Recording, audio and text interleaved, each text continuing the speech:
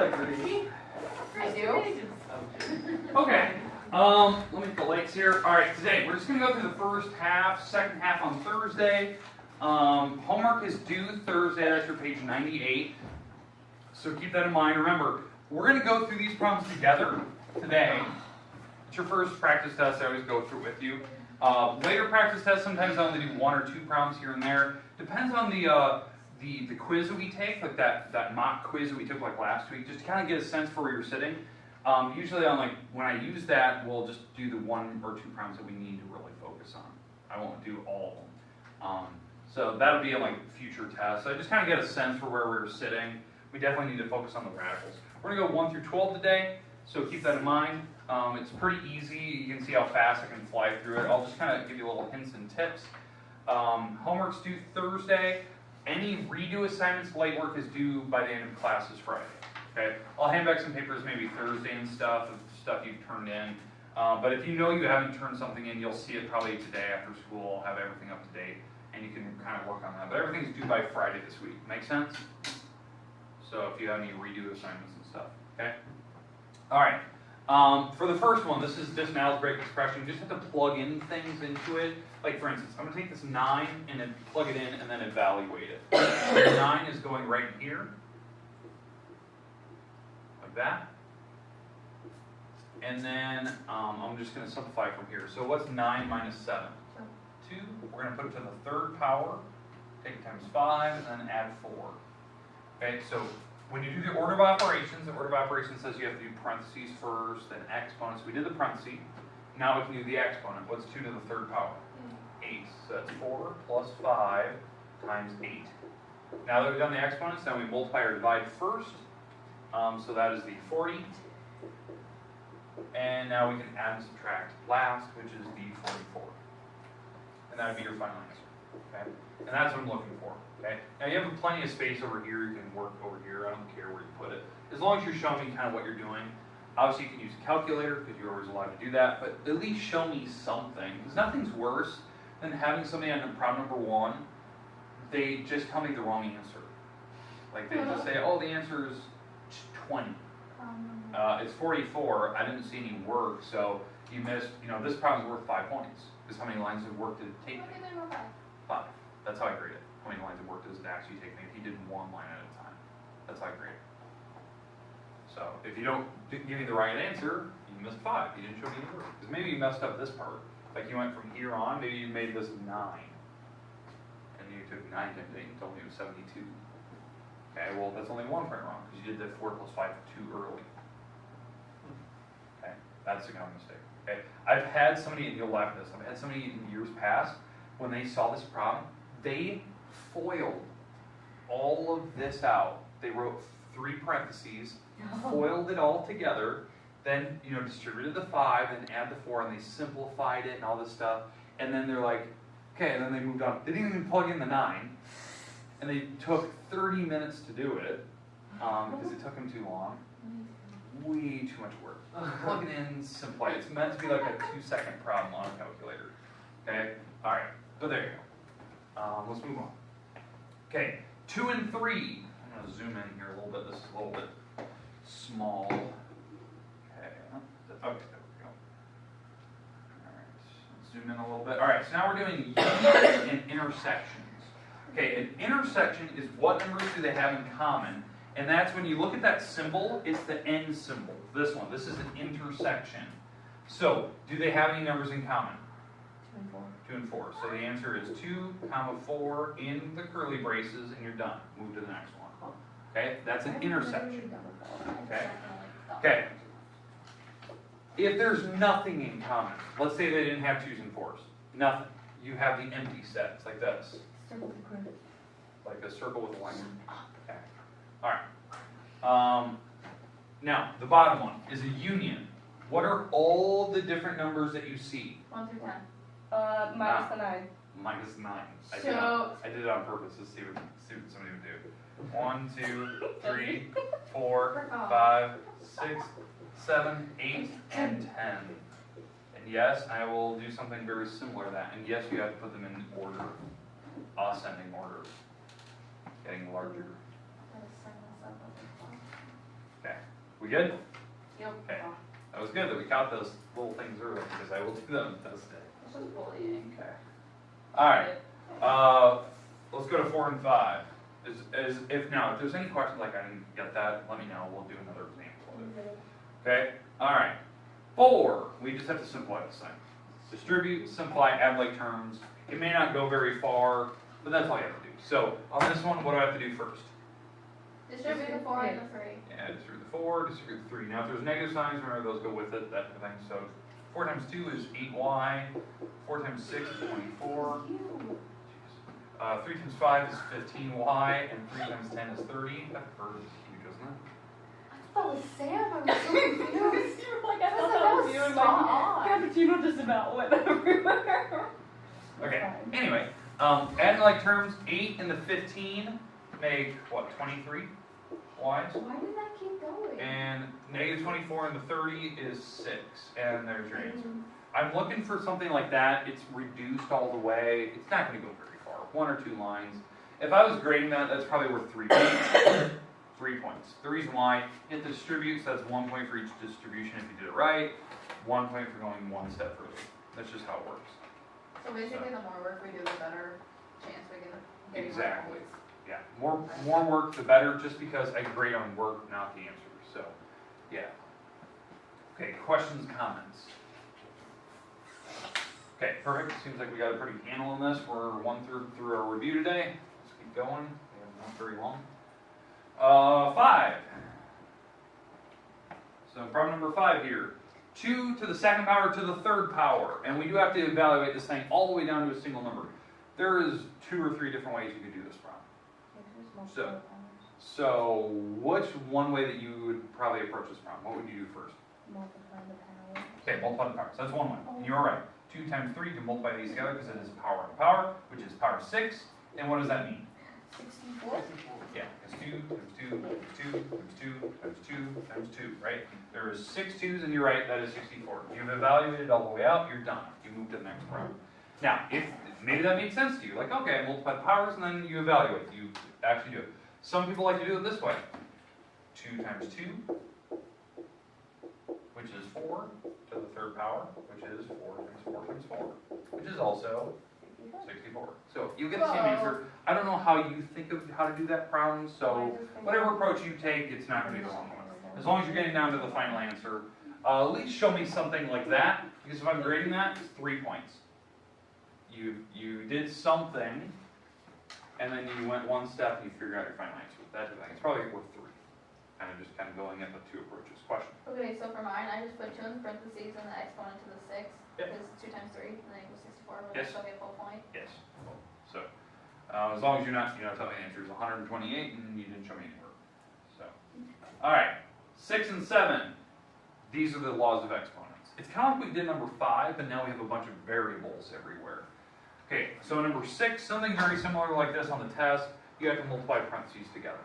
Okay, some type of parentheses. So on this one, I'm going to take the 9 times the 2. Remember, we're not distributing. You just multiply. These are monomials multiplied together. There's no plus or minus signs. So 9 times 2 is 18, positive 18. And then what you do is just add the x's. How many x's do I have? Ah, shoot. 9, and the y's, there's 5 of them. That's your answer. Now, the work that would be had if you're doing this, like off the side, like if you're going to write this down, I'd probably be writing that down. Maybe putting the x's next to each other if you're going to actually show work. The y's next to each other, and then that gets me to here. That's probably a 2-step problem. So 2 points, 3 points, depending on how many variables you have. So, because I'm checking every power, every number. The big thing that you're doing is you're actually just taking 9 times 2, and then the variables get dumped in the back. That's kind of similar to what you're doing on 7, but 7's bigger. 7, you have this huge fraction, you got a lot of stuff going on. Just distribute the power first, then move stuff around later. Don't move stuff around now. 7 will be something like this. I'll give you some parenthesis. You're going to have a power on it. Figure out what it is. This one is probably going to take you the most time on the first half of the test. It will be this one problem. The reason why is that there's a lot of steps there.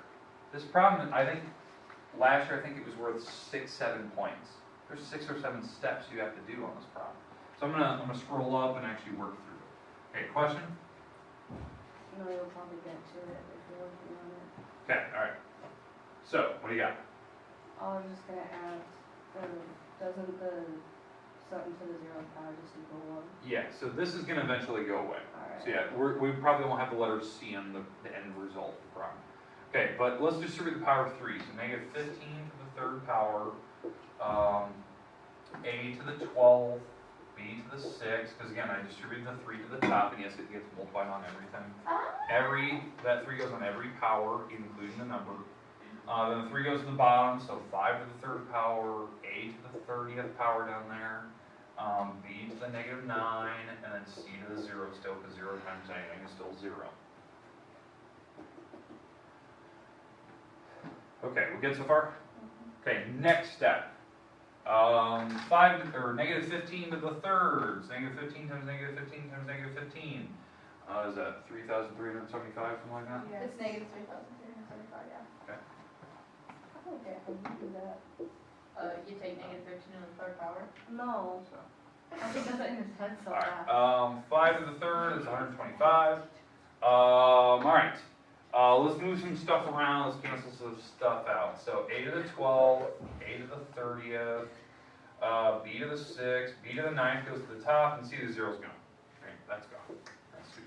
Alright. Now, we do need to cancel out the A's, and B's that we add together. So the final result here, if I do this right, I think if we divide these, I think you get like a negative 27. If you take 3,375 divided by 125, I think it's 27. And then the A's simplifies, I'm going to take 12 A's away. So that's going to leave me 18 A's on the bottom. And then B, there's 15 on the top. Okay, questions, comments about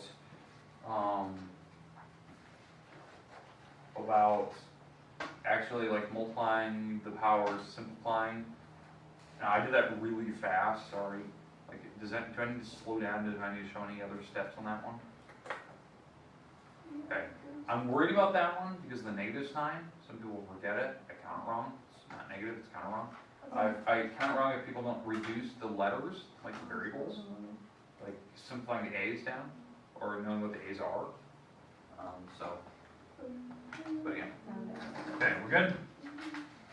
Moving on, we're almost done here today. We're on 8. Okay, these are easy. Okay. Alright, so 8 and 9. You're going to be writing these problems down in decimal form. So write each number in decimal notation without the use of exponents. So what you have to do is, on these, I'm giving you scientific notation, go back to what the original number was. I think on the test, I give you a number and I want it scientific notation. I think so you're going the other direction. Okay, so just be cautious of that. So this problem might change on the test. So it's a rare thing. I hardly ever do that. Alright, but what does this negative 5 mean? You're taking the decimal point to the left. Yeah, left side. So right now the decimal is behind the 7. It's like 7 point, right? And I'm going to move it back 5 spots. 1, 2, 3, 4, 5. This is where it is, and I'm going to fill in a bunch of zeros of where it goes. Okay? Does that make sense? Yes. 5 spots up. And now there's no negative signs or anything like that, so I don't need to worry about it. The next one, what does the 6 mean? Moving to the left. Moving to the right. Shoot. So negative 7, 16, the decimal's here, I'm moving 6 spots that way. 1, 2, 3, 4, 5, 6. And this is where it ends, and I can fill in the zeros where they need to go. Now, the big thing is about this problem, 4, is putting the commas down in the right locations. That's a big deal. Like, do you know where the commas are? That's 7 million. It's actually negative 7,160,000. That's a lot of millions. A lot of millions. Okay, we good with the, we're good with 8 and 9? Yes. A good movie quote. Alright.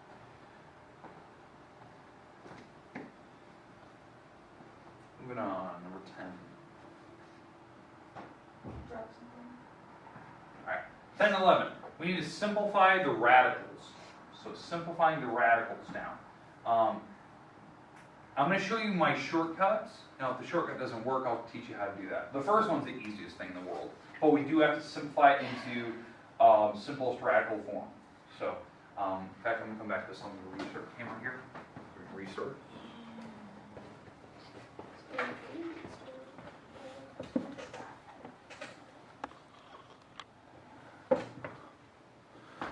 Okay. So, number 10. You have to multiply straight across, because you're always allowed to multiply any type of radical together. Just multiply them straight across, and this actually makes, to begin with, 80 x squares. You're allowed to do that. You're allowed to multiply the two radicals together. Now, if there's things on the outsides, those would be multiplied together. So maybe there's numbers outside, those multiply together, the radicals multiply together. Okay, so now we can simplify. So this is the part where maybe you want to do by that prime method where you break down 80 into all the prime numbers and you circle the pairs. Maybe that's your style. Maybe you're looking for like perfect squares. Maybe that's your style of breaking down radicals. Like if you're going for perfect squares, it's 16 times 5. Okay. If you're doing it by the prime method, you're doing like 5 times 2 times 2 times 2 times 2, that type of thing.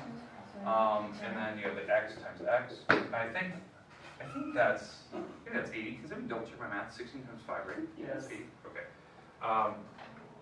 But we get to here, and now I'm just going to circle pairs. So I have a pair of 2s, a pair of 2s, and a pair of x's. So when I cross one out, kick one out, cross one, kick one, cross one, kick one, there's 2, 2, and an x on the outside, and the only thing left on the inside was a 5.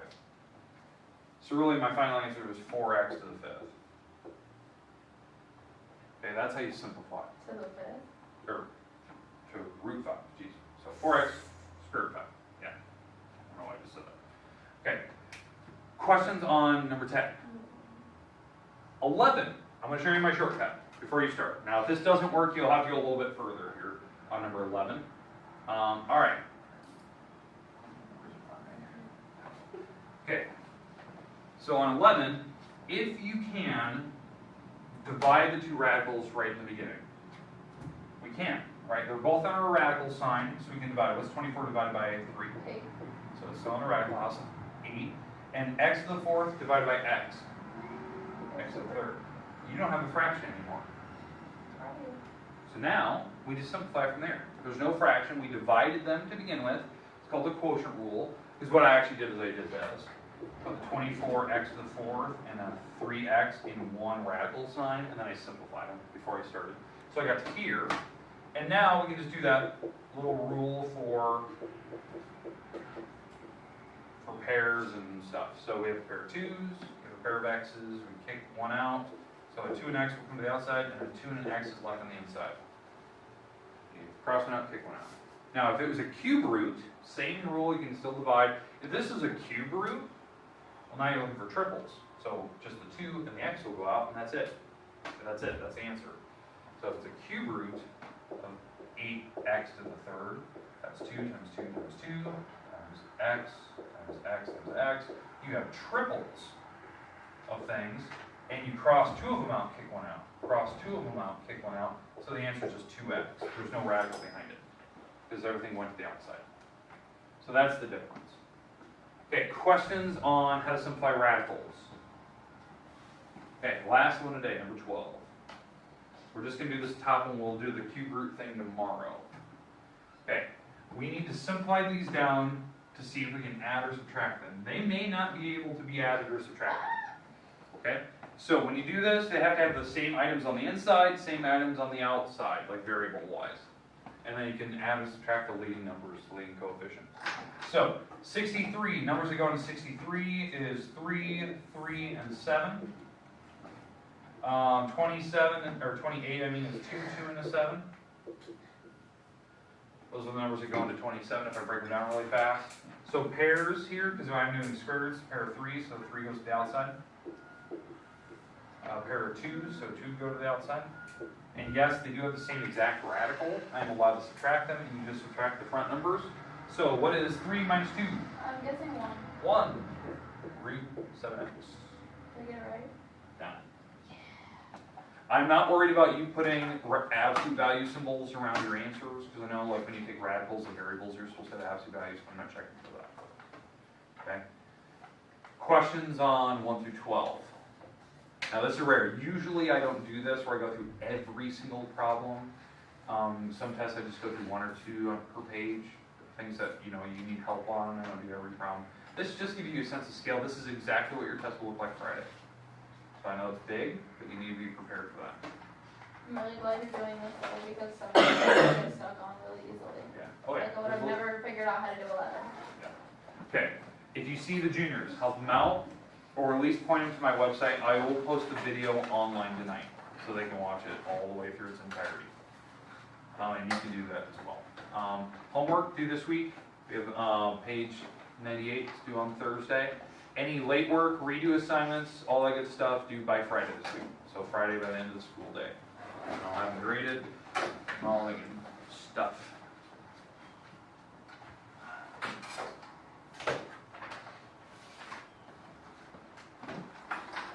Betting on most of those juniors didn't worry about the first page. They're probably worried about the second page stuff anyway. All right.